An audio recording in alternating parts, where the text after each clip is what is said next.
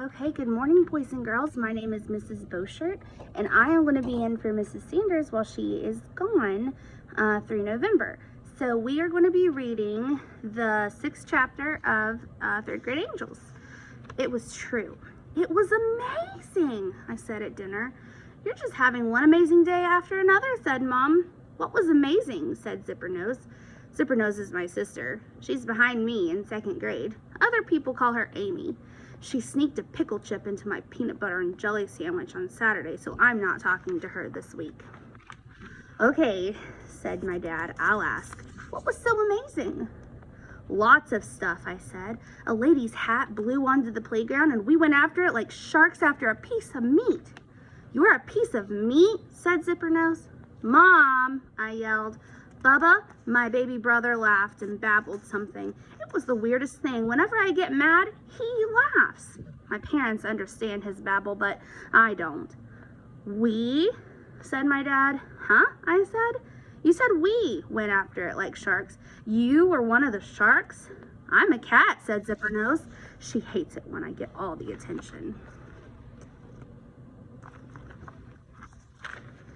I guess I was, I said, but it wasn't me that ripped the hat apart. My mother's eyes boggled. Ripped it apart?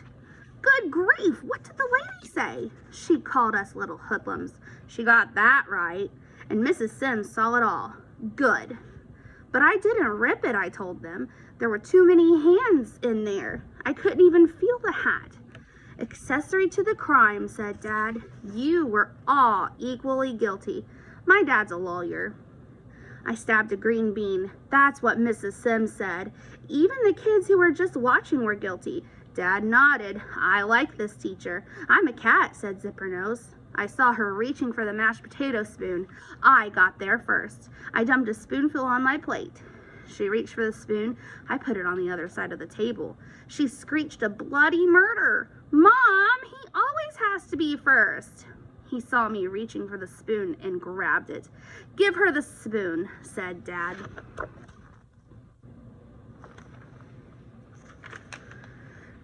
Zippernose's hand was wagging in my face. I stuck the spoon in the mashed potatoes. She went on whining.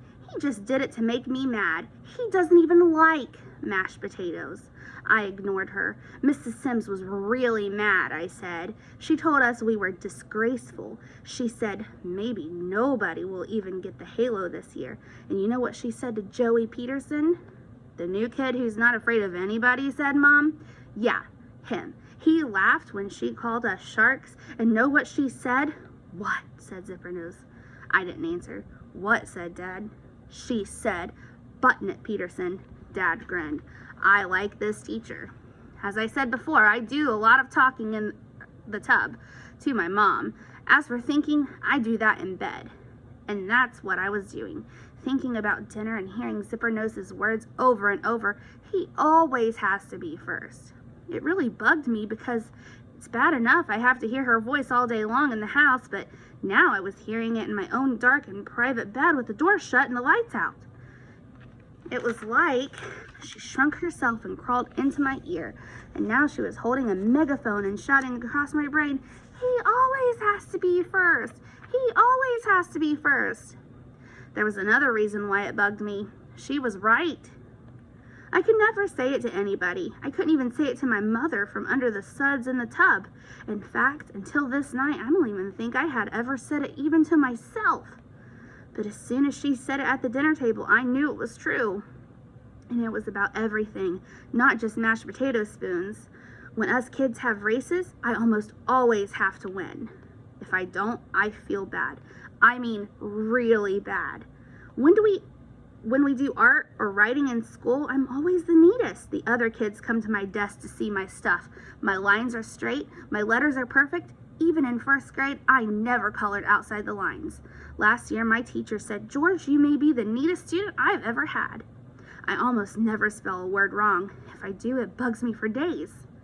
If I'm in the hallway heading for the bathroom and I see Zippernose coming from the other direction, I run to get there first. I can't help it. It's like everything is a race that I have to win.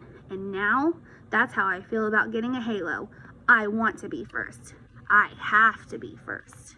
Okay, so that's chapter 6. So listen to this and then answer your chapter 6 questions. And your question for today is, would you rather travel to the moon or travel to Mars?